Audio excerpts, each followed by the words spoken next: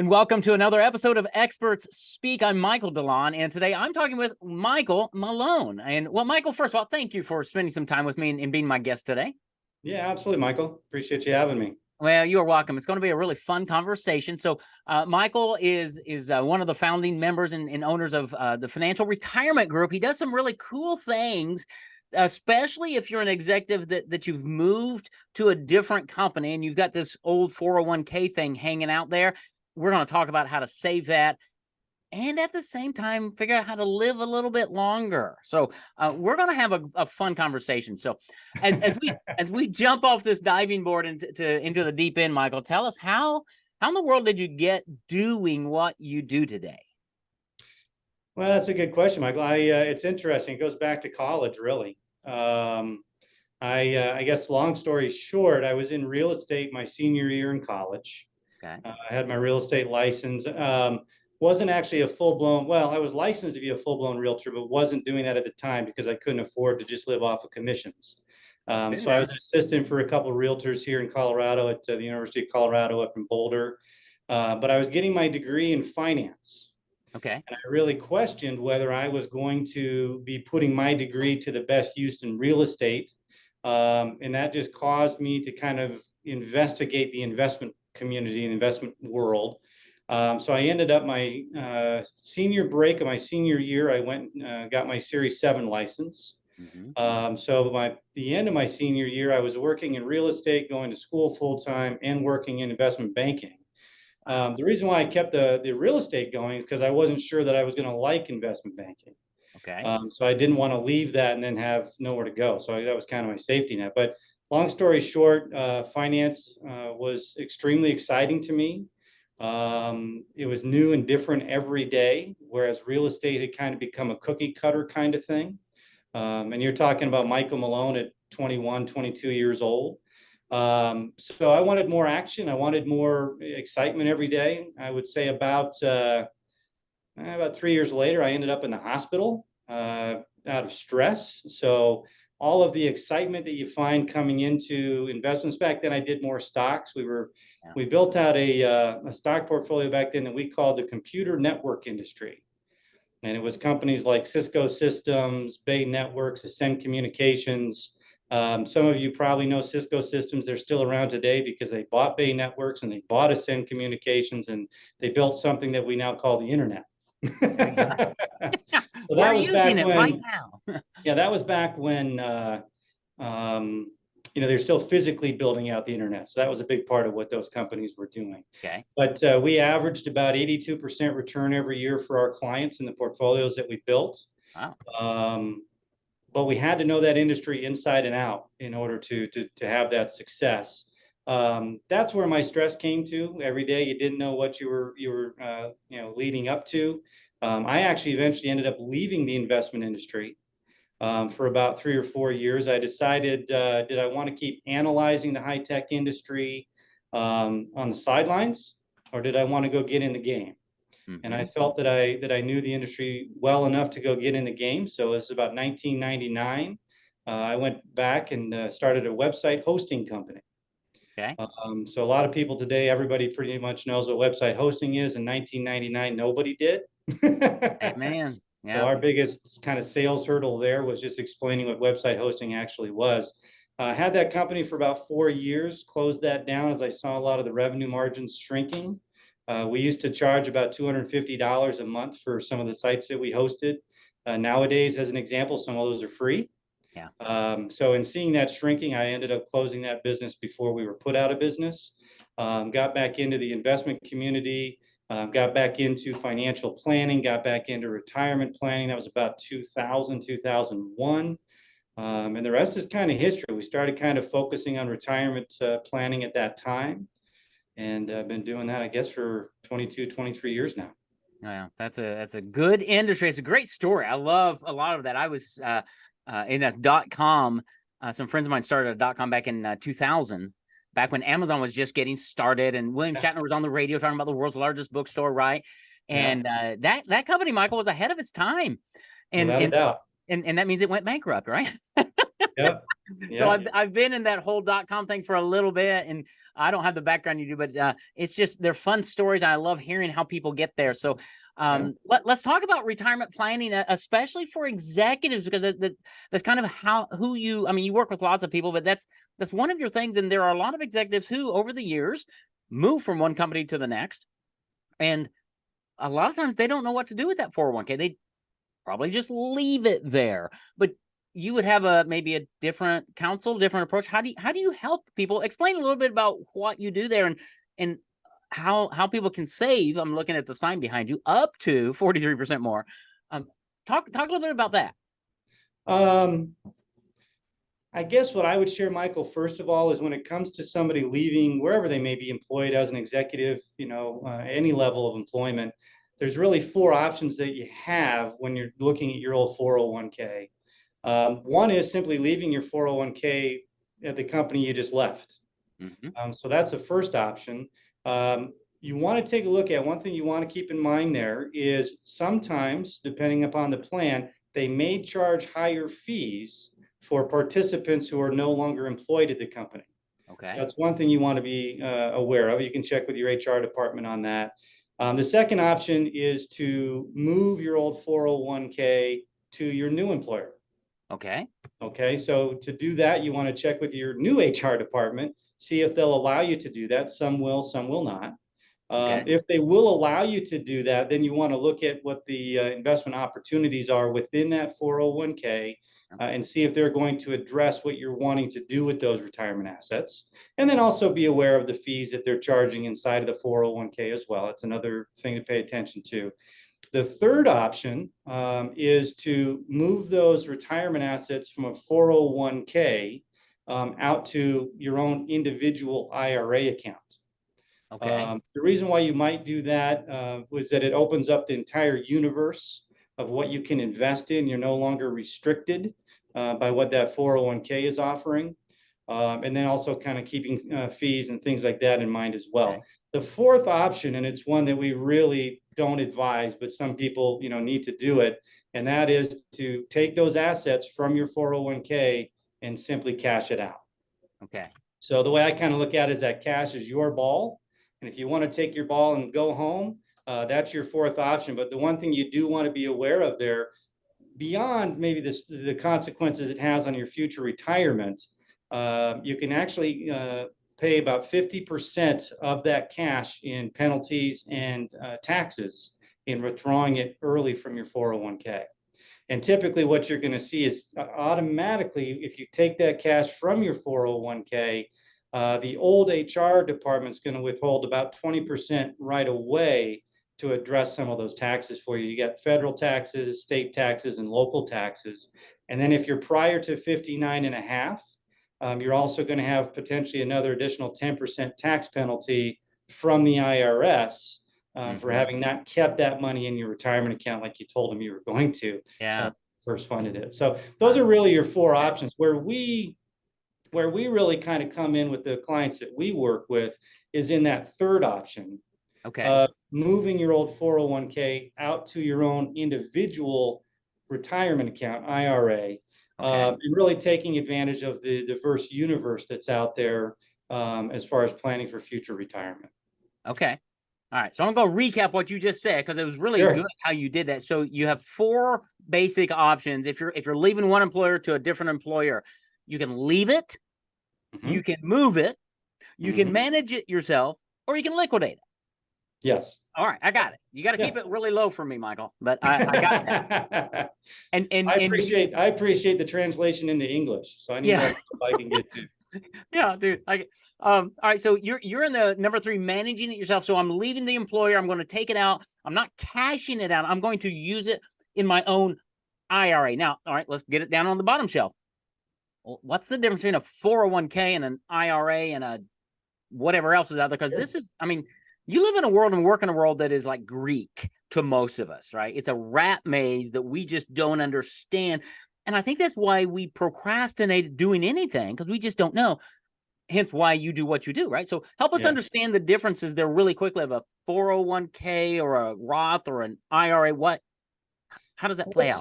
Let's stay focused a little bit on the 401k. Okay.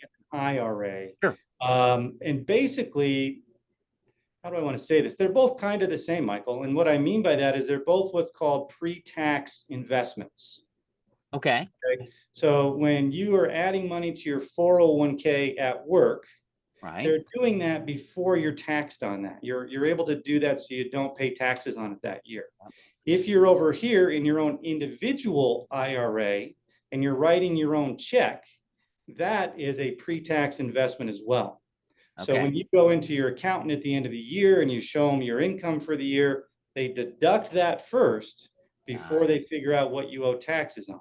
Okay. So both a 401k and an IRA are pre-tax investments. Excellent. So why that's important and why I share that, and it's a great question, is that when you move a 401k, when you move assets from a 401k over into an IRA, because they're both pre-tax investments, the IRS sees them the same. Okay. So there's no tax consequences. This Okay. is really the important part of it. There's no tax consequences when you move money from a 401k to an IRA because they're both considered pre-tax investments. Excellent. Does that make sense? It does. It does. Yeah. You're just moving buckets in a sense. Yeah. From bucket A to bucket B, and they're both blue buckets and they're all good. So the IRS says it's all good. You don't have to, you're not cashing out, so we're not charging you any penalties and all of that stuff. Okay. No, that makes total sense. And so then I would assume that if you set up your own IRA using you and your company, you got more flexibility on the investments. Is that? Yeah, I think that's a good way to look at it, Michael. I think that I guess kind of the way I say it is you really open up the entire investment universe to you. Okay. So, quite frankly, if you want to play stocks, if you want to play options, if you want to buy bonds, if whatever it is you may want to do, if you want to invest in different mutual funds than your 401k offers, if you want, a lot of the tools that we use are guaranteed accounts where they guarantee income for the rest of your life. If you want those types of tools, there's tools out there that we use sometimes as well that protect from any loss because of the stock market. So it just opens up that entire diversity of the universe of what you can invest in. And that's really my opinion, whether you're using a professional financial advisor to guide you through that, or whether it's something you want to kind of take on yourself, you're opening up all the different options to you inside of an IRA. And for those of your listeners that do have 401ks and have had experience with 401ks, you're probably very familiar with the fact that when you're looking at your 401k, you're limited as to what those investment options are. So 401k, a little bit limited in what your options are. IRA, invest in whatever the heck you want. Okay. All right. That's cool. I want to dive in here before we run out of time on this whole live longer thing, because that was on your website or your bio or something. I'm like, now wait a minute. How in the world does lifespan living longer deal with anything with finances? I'm very curious. Yeah, no, I appreciate that. I think that our focus here, again, I'll share our focus a little bit, is retirement planning. We work with individuals. That's our specialty in what we do. Our specialty really is in getting our clients to retirement and then through the rest of their life, not just saying, hey, you have 14 years until you run out of money. It's about having income for the rest of your life. Yeah. And so when you talk about living longer and having investment tools that actually help you live longer, which is really what I'm talking about, you're talking about something called guaranteed income for life. Okay. And so there are investment tools out there that can literally contractually guarantee you that when you retire and when you turn on that income, it is guaranteed to you for the rest of your life. So even if the cash that you saved inside of that 401k or that cash that you saved inside of your IRA, as you're going through retirement, if that cash runs out, there's a contractual obligation that that guaranteed income will still be sent to you for the rest of your life. Now, when that comes to how does that help somebody live longer, right? There's something called moral hazard. Moral hazard is used very often, say, in the insurance industry as an example. Okay. Moral hazard is, and it's really interesting the way the human behavior works. Moral hazard is if I'm on a job site doing physical labor, and my employer decides to do insurance to cover me if I get hurt, Right. statistics show that injuries go up on that job site. Really? It's human nature to sit there and say, well, there's something there to save me. There's a safety net. So I can maybe not be as careful at work as I might have otherwise been, although it's against our own physical health. Right. Interesting. There's also studies out there that show that when states require insurance companies to offer and cover diabetes, that statistically you see the body mass index go up in that state of diabetics, Interesting. which is against where diabetics want to be. Diabetics need to keep that down Right. for their longevity of health. But human behavior again says, okay, there's now something in place there, this health insurance that will help me if I need it, so I can relax a little bit. Right. And then also the third thing that I think is kind of interesting, when you look at states, and this is all talking about moral hazard, when you look at states that require insurance companies to offer no fault auto insurance, guess what happens in those states? I bet accidents go up. Car accidents statistically go up. So it's interesting. So moral hazard is really something that says, if there's something there to help me, maybe I relax a little bit, even if it might be against my own good. Right. So now you're probably sitting there saying, well, how the heck does that have to do with living longer? We're talking about getting hurt and things like that. When you have guaranteed income for life, and you know that for as long as you live, you're going to get income payments. Now you're basically, when it comes to moral hazard, now you're basically incentivized to say, I'm going to live as long as I possibly can to get as much out of this investment as I can. If I put $100,000 into that investment tool, I want to get $200,000 out of it. I want to get $300,000 out of it. And the longer I live, the more income I'm going to have that's been guaranteed to me for the rest of my life. God bless you. Thank you. So when it comes to moral hazard, when it comes to living longer, you basically sit there and say, subconsciously, I'm going to take better care of my health. I'm going to do things around me to address the safety in my life, because I'm really trying to get the most out of this guaranteed income for the rest of my life. And the thing that's interesting, and I forgot about the sign behind me, I know you noticed it earlier, and I know it says this on there, there is a study that statistically shows, I think they talk about a 65-year-old male having guaranteed income in place will statistically live 25% longer than a male who does not. Yeah. So when you talk about retirement, you talk about protecting against losses of those retirement assets, only participating, say, when the market's going up, and then you're creating this guaranteed income for life. That's where you're increasing your statistics of living longer through retirement.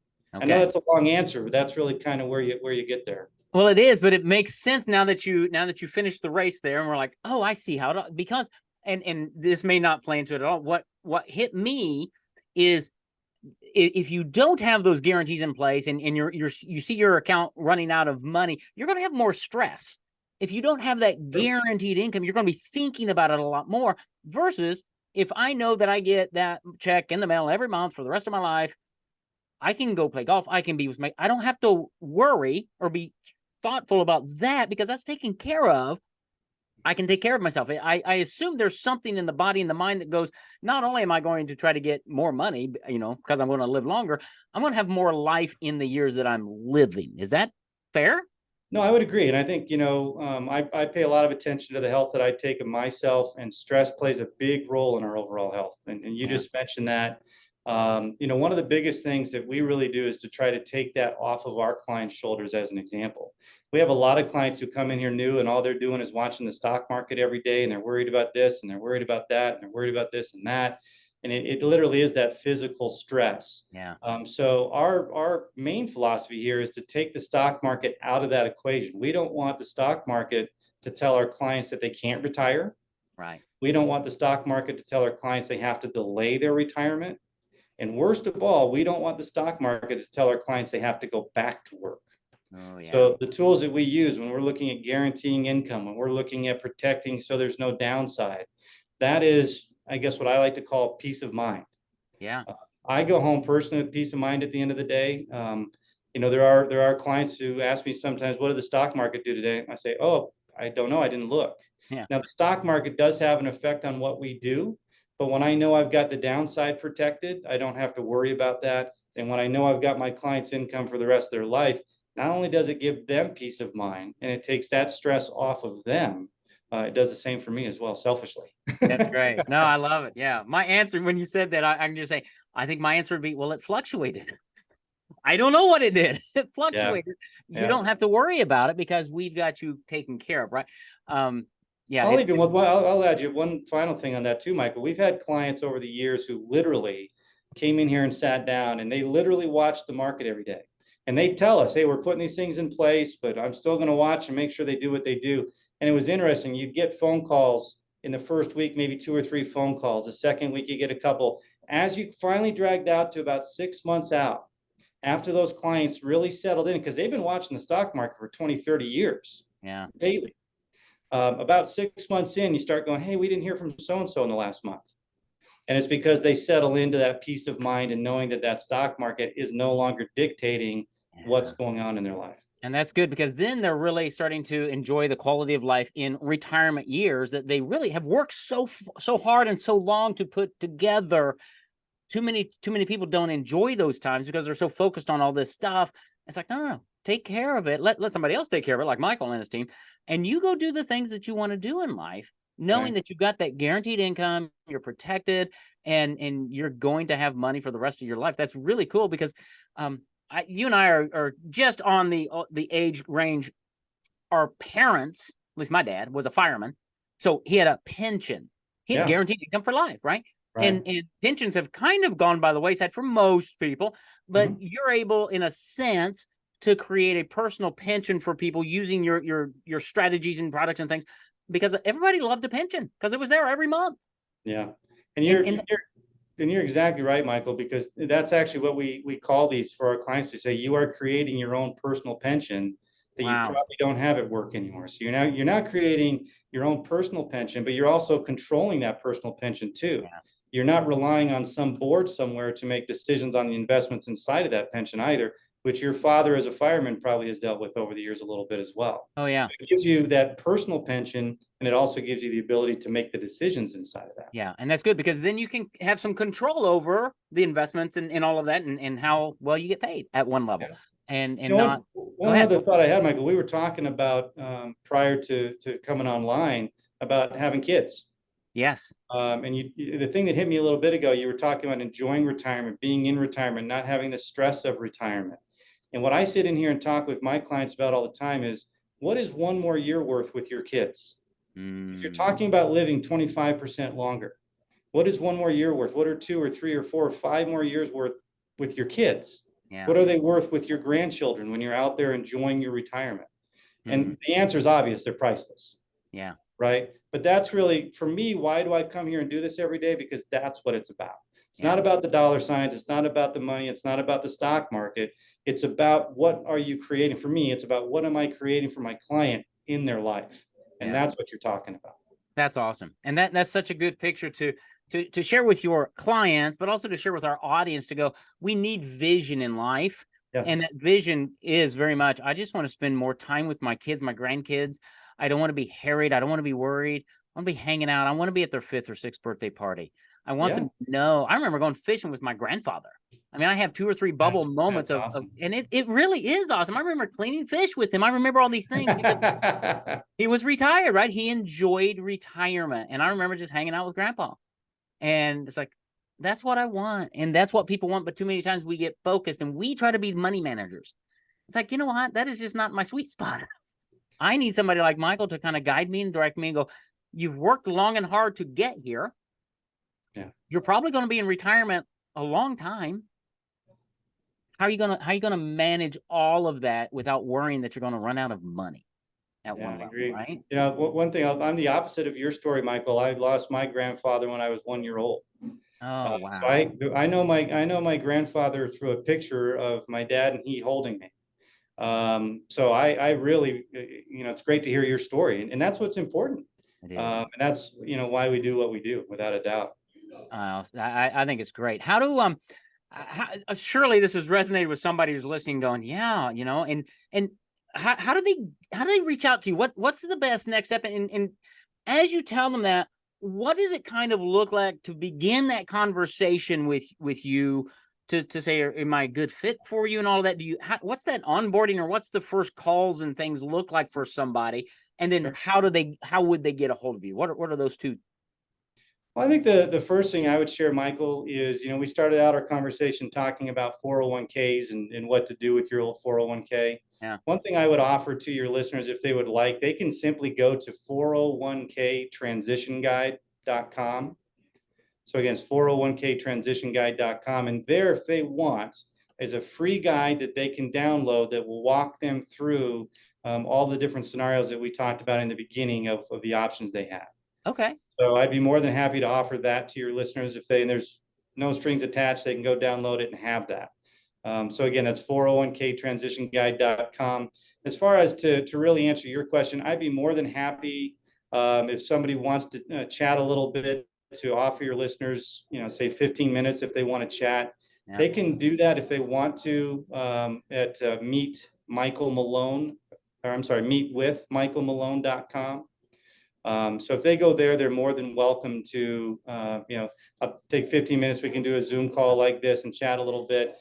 Generally, what we do there, you asked me kind of about what is that all about. We'll probably just chat a little bit. They may have some questions on what we chatted about here. I'd be more than happy to answer those. And if that's all it is, that's fantastic. Be more than happy to dig into that. If they want to visit a little bit further about their specific situation and what roles that may play, we can do that. But be more than happy to offer that 15-minute chat just to answer questions or whatever the case may be. Awesome. And I'm going to take those links to the 401ktransitionguide.com. I'm going to put that in the show notes, because a lot of our listeners are business owners, right? They're doing lots of things. They're listening to this on the run and walking the dog or whatever, but it's going to be in the show notes. Meetwithmichaelmalone.com. I love the simplicity of that. And then the financialretirementgroup.com is his website. I'll have that in the show notes as well, so that you can find him wherever he is and ask some questions, because I love the simplicity of how you kind of lay things out. You put some things in some buckets. You answered some of my questions, because again, as we get to retirement, it's a weird spot, and especially if you've moved from one place to another, you might have two or three, so it's complex. And if you don't understand all the rules, the regulations, the rat maze, as I call it, you're probably leaving money on the table. And you don't want to start moving into retirement that way. You want to go into it with peace of mind, guaranteed income for life. I love that idea. And with a counselor, a guide who you can talk to and say, okay, help me figure this thing out, because I want to be around I want to see my grandkids graduate from college. What would that look like? How could I do that financially? How could I do that health-wise? And, assuming God doesn't take me home, how do I make that happen? Yeah. Those Well, are the I guess conversations. one last thing I'd share with you, Michael, before we run, is that, because you got me thinking there, really what we do and why I do what we do is it's about the relationships that we have with our clients. I was just thinking, I don't know if you heard the chatter, we had a couple of clients in here while you and I were visiting. They were sitting in with my partners. And I was just thinking, when our clients come in for their annual reviews, or whether we do them online or whatever, what's interesting? They're about an hour long or so. About 45 minutes of that is ours just chatting, catching up. And that's another reason why I'm here. It's the relationships that we grow over the years. And the peace of mind is there. You kind of review, but it's about life. Where are you traveling? What are you doing with the kids? We do a Thanksgiving pie giveaway every year. We do a holiday open house over the winter. We do appreciation dinners. It's all about really being in relationship with our clients. It's not just about finances. And I think that's a big part of who we are too. That's huge. That sets you apart. I love that. I love the pie giveaway. Put my name there with it. Well, we've had clients say to us, these are the best pies we've ever had. Where do you get them from? We say, we can't tell you. You have to come back next year. I love that. I absolutely love it. And I've loved just talking with you, Michael. You're an expert at what you do, but you do. I'm glad you landed the plane where you did, because it's for the relationship. And so many times we don't have a relationship with somebody who's helping us manage our money. And when you do that, it really changes the game. It changes the equation because you build trust. And when you have trust, it's comfy. And we can go out and have coffee or whatever and just talk and realize Michael's got it. You don't have to worry so much about it. And when you spend some time there, he's going to help guide you through wherever you need to be to enjoy the retirement that you want to have. And that comes through relationship and conversation. So Michael, thank you for being here. Thanks for the free resources. I'm going to grab those. We'll have those in the show notes so you can go to the show notes and find ways to get that free resource, connect out to Michael, have the conversation to see how he can help you. As we said, save your 401k and have a longer, more productive, more enjoyable retirement. Michael Malone, thank you for being my guest on Expert Speak. Yeah, I appreciate you having me, Michael. It's been fun.